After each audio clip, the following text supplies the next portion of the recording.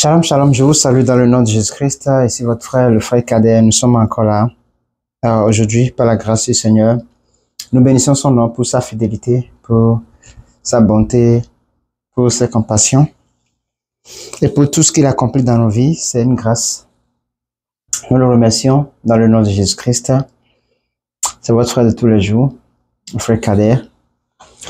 Alors aujourd'hui, nous sommes dans un moment spécial parce que ce que nous allons faire aujourd'hui est un peu spécial par rapport à... J'avais dit précédemment que nous allons revenir avec des versets qui démontrent si Jésus-Christ est Dieu ou s'il n'est pas Dieu. Est-ce que quand on évangélise et que on nous pose la question sur la divinité de Jésus-Christ, sur ce qu'est Jésus-Christ, comment répondre? Quand on te dit, est-ce que Jésus est Dieu? Que dois-tu répondre? Que dois-tu faire? Tout ça, nous allons voir ça dans cette vidéo, par la grâce du Seigneur. Et c'est une grâce, vraiment, que nous soyons encore réunis ici. C'est, comme je le dis toujours, c'est un privilège. Parce que c'est Dieu qui nous a fait grâce d'être encore réveillés parmi les vivants. Et nous bénissons son nom pour sa fidélité, pour sa bonté. Car il est fidèle et il est miséricordieux. Il fait toutes choses à merveille en son temps. Il est l'architecte parfait, l'architecte qui construit ta vie et qui n'échoue jamais, qui construit également ma vie et qui n'échoue jamais. Nous rendons grâce à Dieu pour cela, au nom de Jésus-Christ. Que son nom soit loué, que son nom soit glorifié, exalté, adoré dans tout ce que nous faisons, afin que la gloire, toute la gloire lui revienne à lui seul et à lui seul, au nom de Jésus-Christ. Amen. Amen. Merci Saint-Esprit. Merci Saint-Esprit. Alors, j'ai préparé quelques versets. Il y en a tellement, mais j'ai pu garder seulement 4 que je vais aussi également laisser dans la description de la vidéo pour ceux qui vont voir après, qui ne sont pas convaincus. Ils peuvent aussi aller lire cela. Mais nous avons 4 versets sur lesquels nous allons nous accentuer aujourd'hui pour appuyer notre thèse, pour appuyer...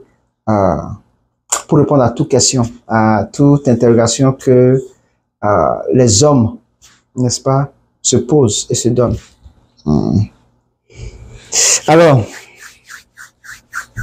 notre premier verset ira dans le livre d'Ésaïe. Dans le livre d'Ésaïe, Ésaïe 9, versets 5 à 6. Ésaïe 9, si vous avez... et c'est bien que dans ces moments ainsi que nous ayons nos Bibles avec nous, hein, n'est-ce pas? Pour vérifier en même temps, au fur et à mesure que nous lisons, que nous partageons, que nous parlons de ça, que nous arrivions à, n'est-ce pas, discuter en même temps et vérifier que, effectivement, ce qu'il est en train de lire, c'est ce que je suis en train de voir également. Alors, Ésaïe 9, versets 5 à 6. Nous allons lire dans le nom de Jésus-Christ. Je lis au nom de Jésus-Christ. Il est écrit, car un enfant nous est né, un fils nous est donné. Un enfant nous est né, un fils nous est donné, et la domination reposera sur son épaule. La domination reposera sur son épaule. Nous savons que dominer, c'est le fait d'assujettir, n'est-ce pas? C'est le fait de prendre autorité. C'est le fait de gouverner, n'est-ce pas? D'être responsable de quelque chose. C'est ce que c'est que la domination. Alors, reposera sur son épaule. On l'appellera admirable, conseiller, Dieu puissant, Père éternel, Prince de la paix. Alors, dans ce verset, nous voyons vers la fin, on dit que on l'appellera admirable. Quelqu'un admirable lorsque il est aimable, lorsque ce qu'il fait est respectueux, lorsque ce qu'il fait est considérable, est vraiment différent et opposé à ce qui se fait d'habitude. Quelqu'un est admirable parce que il est doux, il est bon, c'est tout ce qui est qualificatif du bien de quelqu'un. Admirable. Conseiller, virgule, Dieu puissant. Dieu puissant. Un fils nous est né, un enfant nous est né, un fils nous est donné.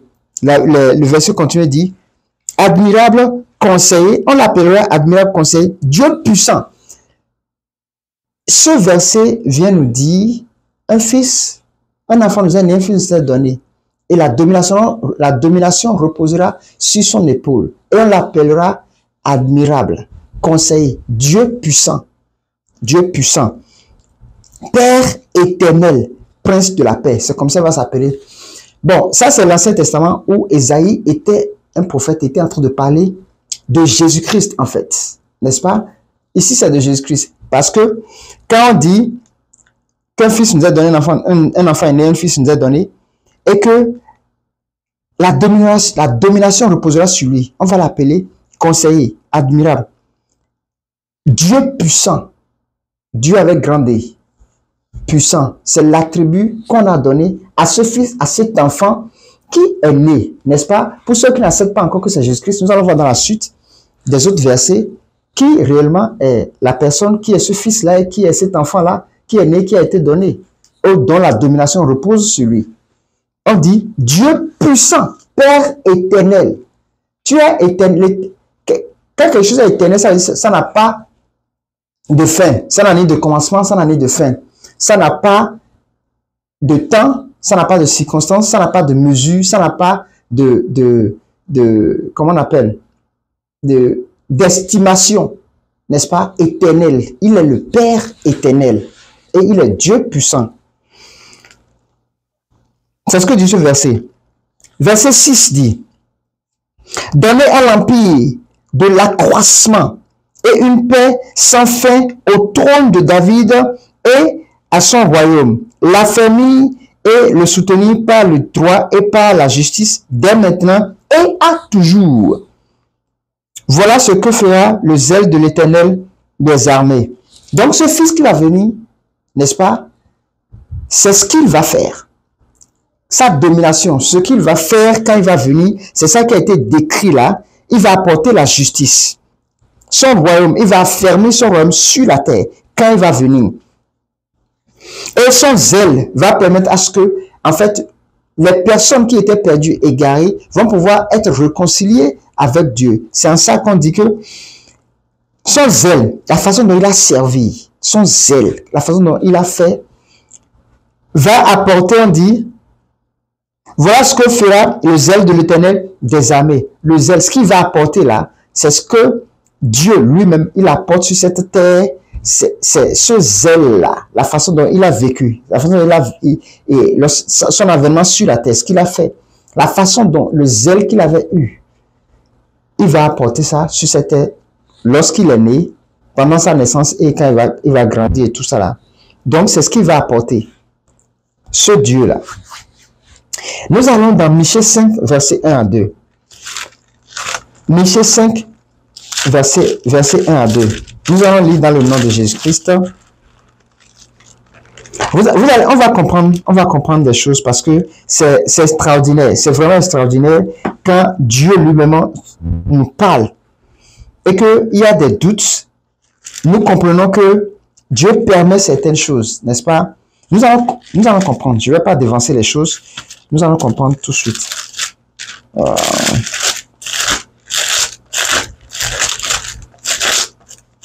Nous allons comprendre. Michée, c'est dans le petit prophète. Voilà. Michée 5, verset 1 à 2. Je lis au nom de Jésus-Christ. Et toi, Bethléem, Ephrata. Ephrata, ça veut dire s'ouvrir, n'est-ce pas? Ça veut dire débloquer, n'est-ce pas? Ouvrir. Petite entre des milliers de Judas, de toi sortira pour moi celui qui dominera sur Israël et dont l'origine remonte aux temps anciens, aux jours de l'éternité. On dit, de Bethléem Ephrata sortira une petite personne parmi des milliers, mais qui dominera et dont l'origine remonte aux temps anciens, aux jours de l'éternité. Son origine remonte aux temps anciens et de l'éternité. Cet enfant-là, n'est-ce pas? C'est pas moi qui le dis, hein? C'est ce qui est écrit ici, Michée 5, verset 1 à 2. l'origine remonte dans l'origine, celui qui va dominer. Lui, ici, ils ont encore parlé de domination. De toi sortira pour moi celui qui dominera sur Israël. Et dont l'origine remonte aux temps anciens. L'origine de cette personne qui va dominer remonte aux temps anciens. Ça veut dire qu'il existait déjà avant même que le monde soit créé. C'est ce que ça veut dire ici.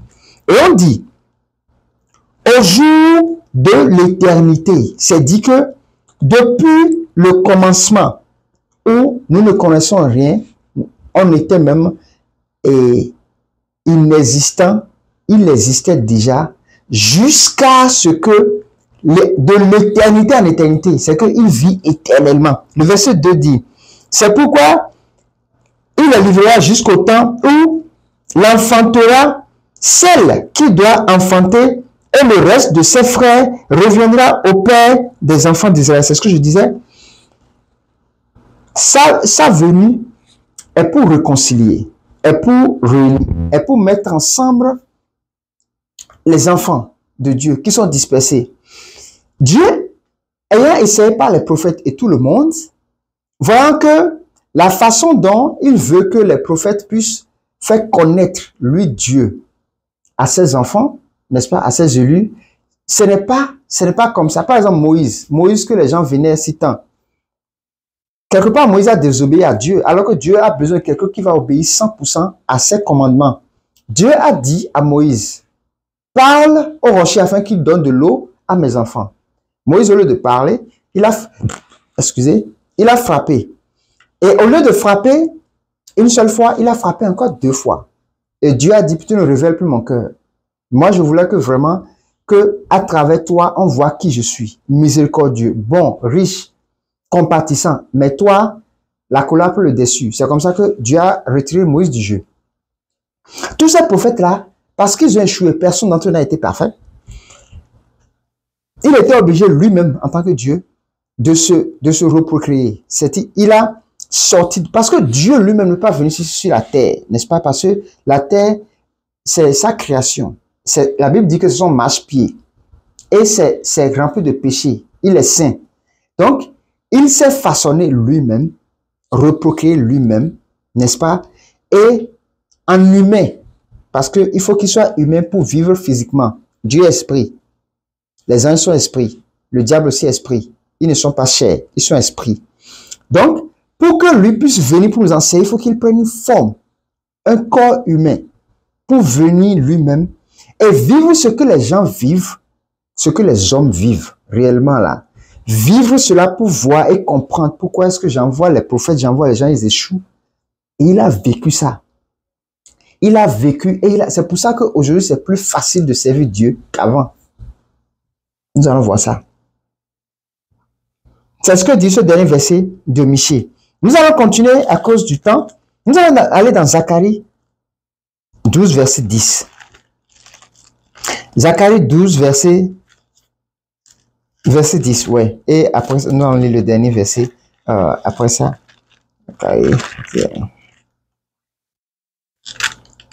J'espère que vous êtes en train de comprendre ce que je suis en train de dire. Tout ce que je suis en train de dire, ce n'est pas des inventions que c'est la Bible, hein. Et ces versets, je vais vous déposer ça dans la description. Ou bien dans le chat aussi également. Zacharie 12, verset 10. Je lis au nom de Jésus-Christ. Alors, je répandrai sur la maison de David et sur les habitants de Jérusalem un esprit de grâce et de supplication. Et ils tourneront les regards vers moi, celui qu'ils ont percé. Ils tourneront les regards vers moi, celui qu'ils ont percé. Ils pleureront sur qu'ils ont percé. C'est Jésus-Christ qu'ils ont percé. Ça, nous sommes dans l'Ancien Testament, qui était en train d'annoncer la venue de Jésus-Christ. Et dit qu'il va tourner les regards vers celui qu'ils ont percé. Ça veut dire qu'il est ressuscité et il va revenir dans un jugement où il va tourner le regard de toute personne dans ce monde ici et ils vont le voir clairement comme ça. Ils pleureront sur lui, n'est-ce pas? Comme on pleure sur un enfant unique. Ils pleureront amèrement sur lui comme on pleure sur un premier-né. Les événements là qui vont se passer vont déchirer les cœurs, n'est-ce pas? Ces personnes qui vont pleurer, ces personnes qui l'ont aimé et qui pleurent parce qu'ils l'ont perdu, d'autres vont pleurer amèrement parce qu'ils vont comprendre en fait qui est réellement Jésus-Christ. Et lorsqu'ils vont vouloir comprendre, certains, ça sera trop tard, certains, ça sera une opportunité pour eux de se repentir encore, de revenir vers Dieu, avant que Jésus-Christ ne revienne pour le jugement dernier. Vous me suivez jusque-là, c'est ce que dit cette parole, c'est ce que dit Zacharie 12, verset 10. J'ai pris stratégiquement ces versets pour qu'ensemble, nous puissions comprendre. Et nous allons conclure ensemble, de vous et moi. Cette fois-ci, nous allons dans notre dernier verset qui est Jean 1, verset 4. Nous allons lire le verset 14. C'est super. J'ai seulement pris un verset. Il y a tellement de versets que les apôtres ont parlé et tout ça. Jésus même, il a dit, lui-même a dit. Il s'est proclamé Dieu. Il s'est égalé à Dieu. Lui-même, il a dit ça. Mais nous allons voir. Alright. Jean 1. On n'est pas obligé de lire tout le verset, tout le 1 à 14, mais j'ai voulu qu'on lise ça calmement et posément, car Jean 1 est le résumé de qui est Jésus-Christ. C'est de là que tu comprends réellement la venue de Jésus-Christ. Après les Jean 3,16 et les Jean 3,19 où les gens prennent pour combattre là, pour dire que, bon, Jean 1, je lis au nom de Jésus-Christ. Ah, j'aime la parole de Dieu. Cette partie-là, elle me réconforte plus que tout. Au commencement était la parole, et la parole était avec Dieu. Au commencement de toute chose, c'était la parole. Donc, c'est pas la parole que tout a été créé, qui a un commencement. C'est pas la parole que Dieu a créé toute chose. C'est pas la parole qui a un commencement de quelque chose. Il y a un commencement. Quand tu veux construire, tu commences par la fondation, n'est-ce pas? Et jusqu'à finir. Donc, la Bible dit qu'au commencement était la parole. Donc, c'est la parole qui a eu de la parole que tout a été créé. Au commencement était la parole. Et la parole était avec Dieu. La parole, cette parole-là était avec Dieu. Au commencement était la parole. Et la parole était avec Dieu. La parole, n'est-ce pas? Quantifions. Pas comparer, mais je pense ceci comme la parole. N'est-ce pas? On dit, au commencement était la parole. Au commencement était ceci, c'est deux compteurs de temps. N'est-ce pas? Et la parole était avec Dieu. Et ce décompteur de temps était avec Dieu. N'est-ce pas? Et la parole était Dieu. Très bien. Au commencement était la parole. Et la parole était avec Dieu. Et la parole est Dieu. Ça veut dire quoi? Bon, j'ai déposé ça pour ne pas comparer Dieu à ça. Vous m'excusez. Hein. Je voulais expliquer, mais j'ai vu que ce n'est pas un bon exemple pour comparer Dieu à ça. Et la parole était Dieu. Donc ça veut dire que cette parole, c'est elle qui est Dieu. C'est en fait la parole là qui est Dieu. Parce qu'au commencement était la parole. Et la parole était avec Dieu. Et la parole est Dieu. Ils ont commencé par quoi? Le passé. Au commencement était la parole. Le passé. C'était l'imparfait. Et la parole était avec Dieu. Toujours le passé. Et la parole était Dieu. Donc, tout le passé, tout ce qui a commencé jusqu'à maintenant, on est en train de lire la parole, était Dieu. Parce qu'au commencement était la parole et la parole était avec Dieu. Et la parole était avec Dieu et la parole était Dieu. Donc, Dieu lui-même était la parole. Dieu lui-même était la parole, n'est-ce pas? Je ne vais pas trop expliquer pour que ça confuse les gens. Donc, Dieu était la parole. Je m'excuse si ça s'est produit. Verset 2. Elle était au commencement avec Dieu. Ici, ne vous confondez pas. C'est pour nous expliquer que la parole, en fait, est Dieu. Et c'est par la parole que tout a été créé. Donc ça veut dire que Dieu a créé toutes choses par lui-même. C'est ce que ça veut dire. Il a créé toutes choses par lui-même. Et il a créé par sa parole. C'est-à-dire ce qui est sorti de lui. Ce qui venant de lui. C'est pour ça que de Genèse 1, on dit, Dieu dit que la lumière soit, la lumière fut. C'est cette parole-là. C'est cette parole-là qui, en fait, est la résultante de Genèse 1. Là, Genèse, le commencement là. C'est cette parole-là que ici, on est en train de donner en gros. Mais là-bas, c'est en détail. C'est pas la parole que tout a été créé. Dieu a été créé par lui-même. Il s'est créé lui-même. Il a existé avant le temps. Personne ne connaît Dieu, sauf... Bon, nous allons venir là. Je vais pas aller de ce côté-là. Mais c'est cette parole-là qui a créé tout. Que la lumière soit et la lumière fut. Que les ténèbres disparaissent. Que l'homme soit à notre image. Tout ça, c'était pas la parole, n'est-ce pas? Et la parole est Dieu. Le verset 3 dit, toutes choses ont été faites par elle. Et rien de ce qui a été fait n'a été fait sans elle. Donc, cette parole-là, c'est elle qui a fait toutes choses. C'est par cette parole que tout a été créé. Ce que nous voyons aujourd'hui, c'est par la parole que ça a été créé. Le verset 3 dit bien, toutes choses ont été faites par elle, par cette parole-là. Et rappelez-vous que cette parole est Dieu. C'est ce que on allait dans le verset 1er de Jean 1:1. Cette parole était Dieu, n'est-ce pas? Cette parole-là était Dieu. Était Dieu. Ok. Verset 4. En elle était la vie, et la vie était la lumière des hommes. En cette parole-là, qui est Dieu, était la vie. N'est-ce pas? Et cette vie était la lumière des hommes. Donc cette parole, n'est-ce pas, était la vie. Quand on parle de vie, c'est quand on parle d'un être vivant, n'est-ce pas? Un être vivant, un être humain, bon. Disons un être vivant qui a la vie, c'est-à-dire qui existe et qui peut respirer, n'est-ce pas? Donc, c'est ça que dit le verset 5, la lumière fut dans... Non, verset 4, en elle était la vie et la vie était la lumière des hommes. Donc, ça veut dire que cette lumière-là, cette parole-là, était la lumière des hommes. Ça veut dire qu'elle était, pour qu'il y ait une lumière parmi des gens ici, n'est-ce pas? Il faut que cette lumière soit présente. Nous comprenons, hein, calmement. La lumière, lui, dans les ténèbres, et les ténèbres ne l'ont point reçue. Cette lumière qui est la parole et qui est Dieu, c'est-à-dire, elle a lui dans les ténèbres. Les hommes étaient dans l'obscurité, ne voyaient pas.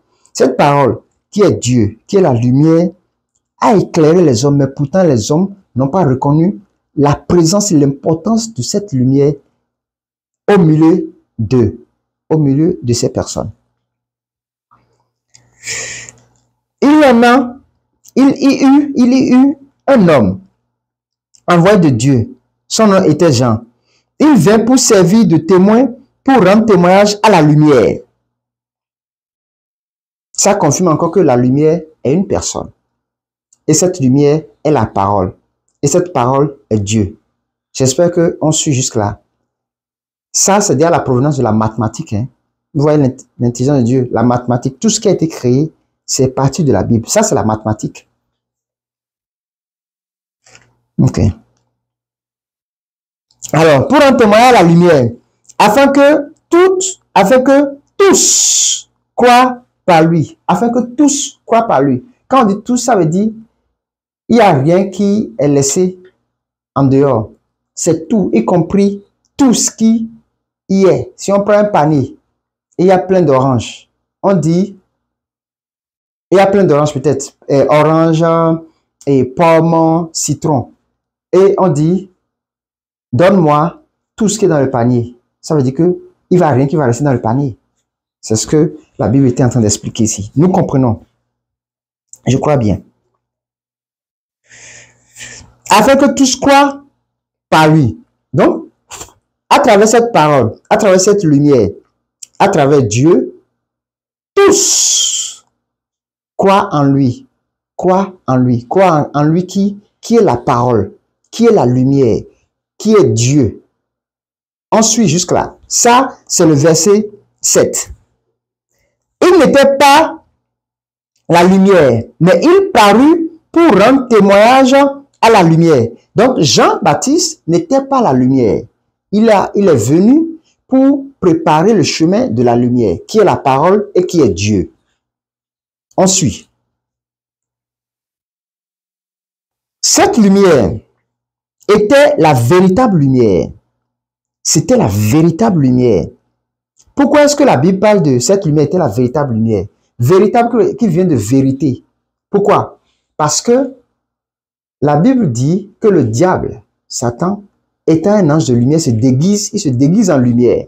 Donc, c'est une fausse lumière pour tromper, n'est-ce pas? Pour duper. Parce que Lucifer, ça veut dire l'ange de lumière. Donc, après la déchéance, il a une fausse lumière, il se déguise. Il se déguise en lumière, mais il n'est pas la lumière véritable. C'est de ça que la Bible dit ici. Cette lumière était la véritable lumière. Qui, en venant dans le monde, éclaire tout homme. Donc, cette lumière, qui est la parole? Qui était, n'est-ce pas? Qui est la parole? Qui est Dieu?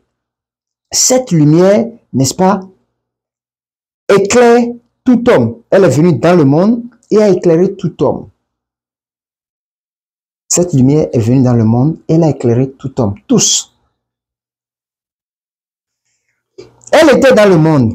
Et le monde a été fait par elle. C'est ça qui confirme que Dieu existait. La parole existait. Elle était déjà, était encore revenue ici.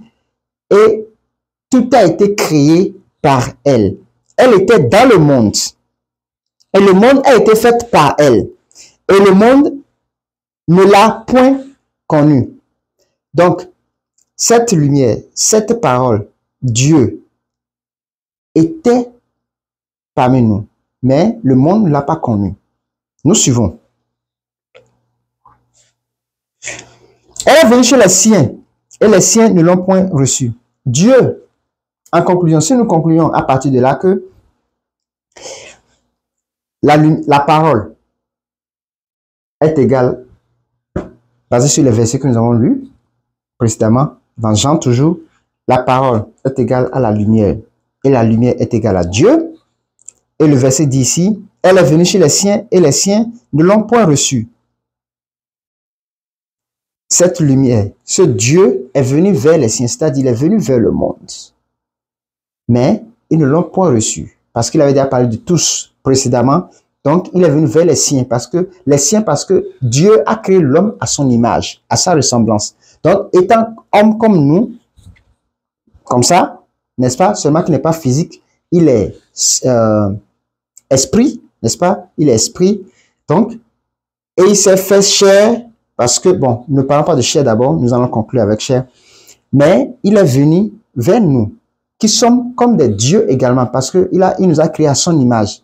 Et il est venu vers nous, lui qui nous a créés, lui qui est notre Dieu, il est venu vers nous, mais on ne l'a pas reçu. C'est ce que dit le verset 11. Verset 12. Mais à tous ceux qui l'ont reçu, c'est-à-dire toi, si tu l'as reçu, cette lumière, Dieu, si tu l'as reçu, tous, sans exception, musulmans, bouddhistes, et athées, et équistes, tout le reste là, si tu le reçois, cette lumière qui est Dieu, si tu le reçois, à tous ceux qui l'ont reçu, à ceux qui croient en son nom, ceux qui ont cru en son nom, ceux qui ont cru en son nom, elle a donné le pouvoir de devenir enfants de Dieu, lesquels sont nés. Ceux qui ont cru en son nom, au nom de la lumière, au nom de Dieu, n'est-ce pas? Elle les a donné le pouvoir de devenir enfants de Dieu. C'est-à-dire que cette lumière qui est Dieu a donné la capacité aux hommes physiques que nous sommes de devenir ses enfants. C'est Dieu nous a donné la capacité, il nous a montré qu'il est un Père, qu'il est amour, qu'il est miséricordieux. Non seulement il est Dieu, mais il est notre Père. C'est-à-dire, à part qu'on met Dieu à côté, il est notre Père. Tu vois, non? Comme quand tu dis papa, tu peux aller vers lui et tu sais que tu as le réconfort, la protection, tu as tout ce dont tu as besoin. Mais nous avons le pouvoir de devenir enfants de Dieu, lesquels sont nés, non du sang, ni de la volonté de la chair, ni de la volonté de l'homme, mais celui de Dieu. Et la parole a été faite chair. Nous savons que cette parole-là, elle était Dieu, elle était la lumière et elle était Dieu. Bon. Nous avons tous compris cela, n'est-ce pas? La parole, elle était la lumière et elle était Dieu. Tout a été créé par elle. Tout a été fait par elle. Elle a existé avant le monde, avant la création de toutes choses. Et le verset continue ici et dit, et la parole a été faite chair. Donc cette parole, qui est la lumière, qui est Dieu, s'est transformée maintenant en chair. Il s'est donné une chair. Il s'est donné une chair. Parce qu'il ne pouvait pas venir pour nous enseigner les choses en état esprit, parce qu'on ne comprenait pas réellement comment les choses de Dieu marchent. Il s'est donné une chair. Tu vois, il s'est transformé en humain. Cette parole, cette lumière, Dieu s'est donné chair. Parce qu'il est esprit, il s'est donné chair pour venir physiquement afin qu'on puisse le voir physiquement. Et elle a habité parmi nous, pleine de grâce et de vérité. Cette parole qui s'est fait chair, elle a habité parmi nous, pleine de grâce et de vérité. Et nous avons contemplé sa gloire, une gloire comme la gloire du Fils unique venu du Père. Ici, en fait, c'est une conclusion. Pourquoi on parle de Fils? Pourquoi on parle de Fils? Parce que le fait qu'il s'est, d'esprit qu'il est, il s'est donné la chair, il a sorti de lui, n'est-ce pas? C'est sorti de lui. C'est sorti de lui. N'est-ce pas? C'est sorti de lui. Donc, et est né. Et est né. Il n'est pas né comme tout le monde. Cette parole, cette lumière qui est Dieu, n'est pas né comme toute autre personne. Est né surnaturellement. Et est appelé fils. Parce que tu ne peux pas, en tant qu'enfant, naître et on va encore t'appeler père. Vous comprenez? Donc, si tu nais, c'est que tu deviens un enfant, tu deviens un fils.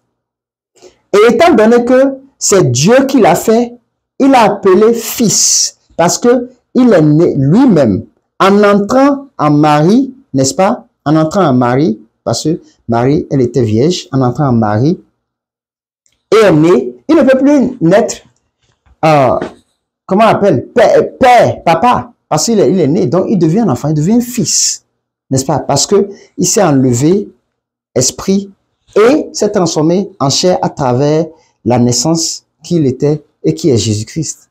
Vous comprenez? Donc c'est de là qu'on parle de fils. Si quelqu'un va, si un enfant naît et on va l'appeler père, ça n'a pas de sens. Il n'est qu'un fils. Il n'est qu'un fils. Et on l'a appelé fils parce que physiquement, c'est un enfant. Physiquement, il est fils. Parce qu'il est né, il a grandi, il a appris à marcher et tout.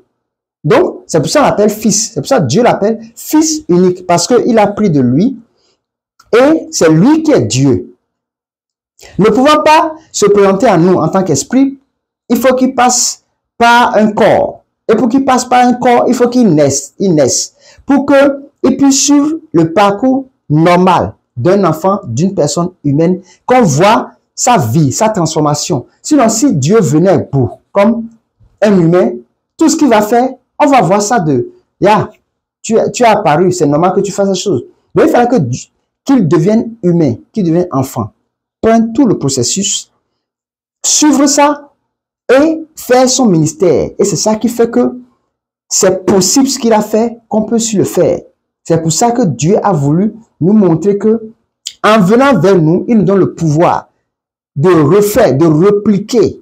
Parce que nous sommes co-héritiers, tout ce qu'il a fait sur cette terre. C'est pour ça que Dieu l'appelle fils. C'est pour ça que Dieu appelle fils. Vous comprenez la logique? C'est pour ça que Dieu l'appelle fils. Il n'appelle pas fils parce que quand on dit il est fils, il est l'esprit et tout. Vous avez compris d'ici que il y avait la parole qui existait et la lumière. Et nous savons la lumière, c'est le Saint-Esprit. Et la parole, c'est le Saint-Esprit. N'est-ce pas? Et il a dit tout ça, c'est Dieu. C'était Dieu, ça existait. Mais il s'est fait chair en devenant un enfant. C'est pour ça que on parle de fils. C'est pour ça que Dieu parle de fils.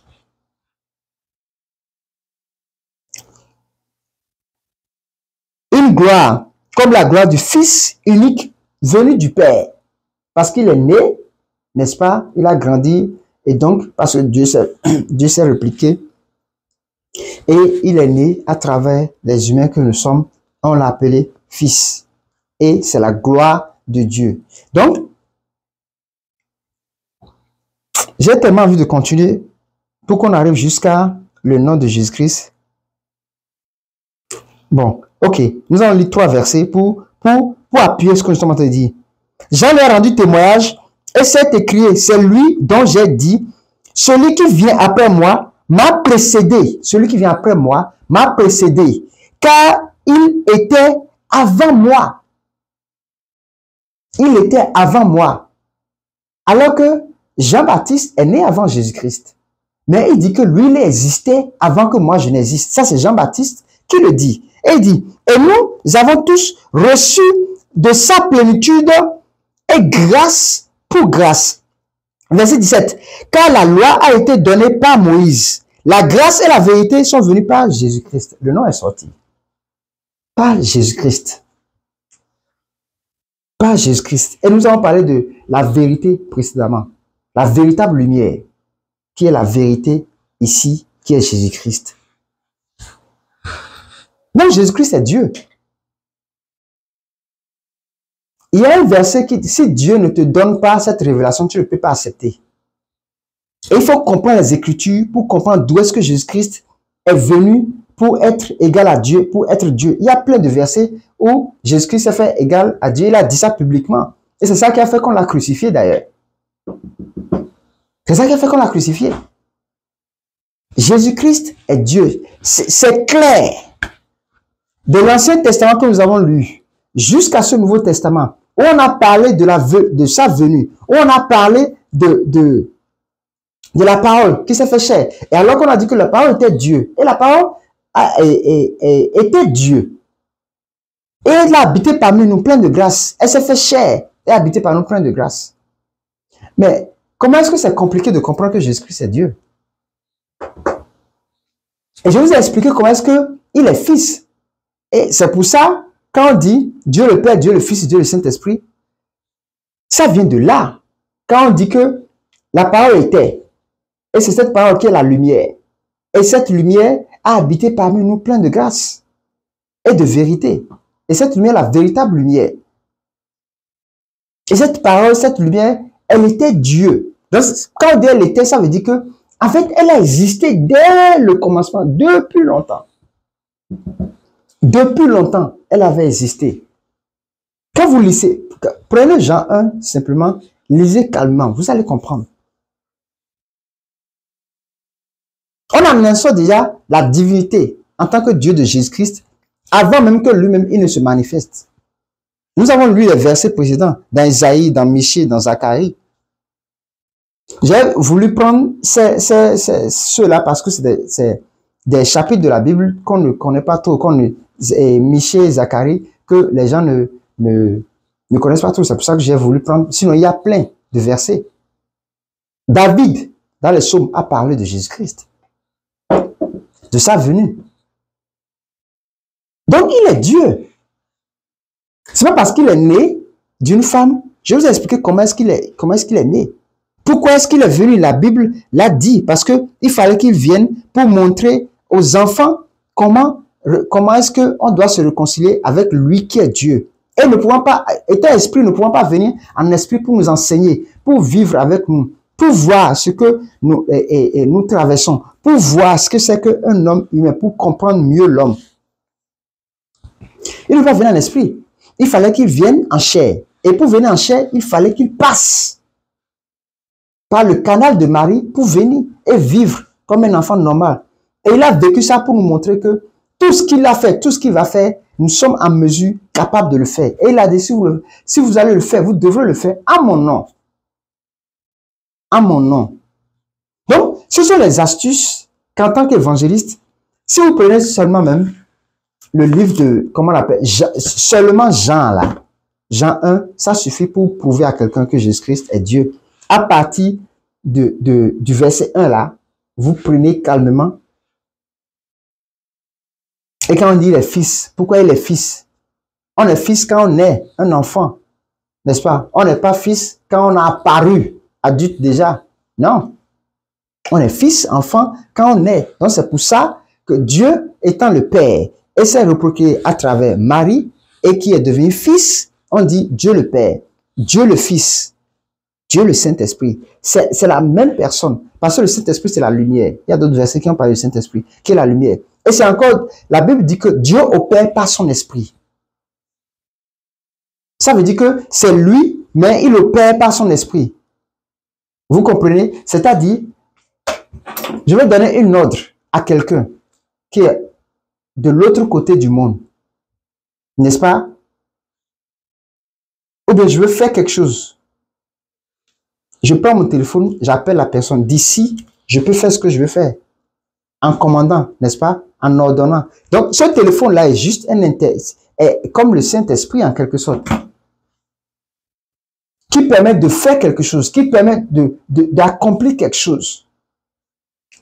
Parce que Dieu est souverain. Il est souverain, il fait les choses à sa manière. Donc, c'est ce qui fait Dieu le Père, Dieu le Fils, Dieu le Saint-Esprit. Dieu opère à travers son esprit. À travers son esprit. Dieu opère à travers son esprit. Et Dieu, le Père, le Fils et le Saint-Esprit, c'est l'unité. Ce n'est pas trois différentes personnes, c'est la même personne qui opère de la même manière. C'est juste que Dieu a subdivisé, a décomposé. Le Fils est venu parce qu'il fallait réconcilier le monde avec Dieu et montrer comment il faut marcher avec Dieu. Jésus-Christ, c'est un style de vie.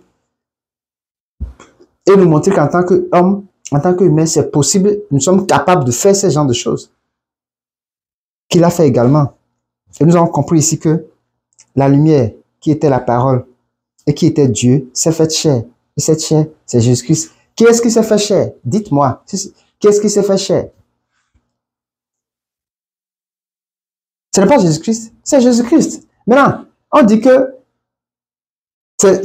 cette lumière était Dieu. Et elle était la parole. Et cette parole s'est fait chair. Et elle a habité parmi nous, plein de grâce.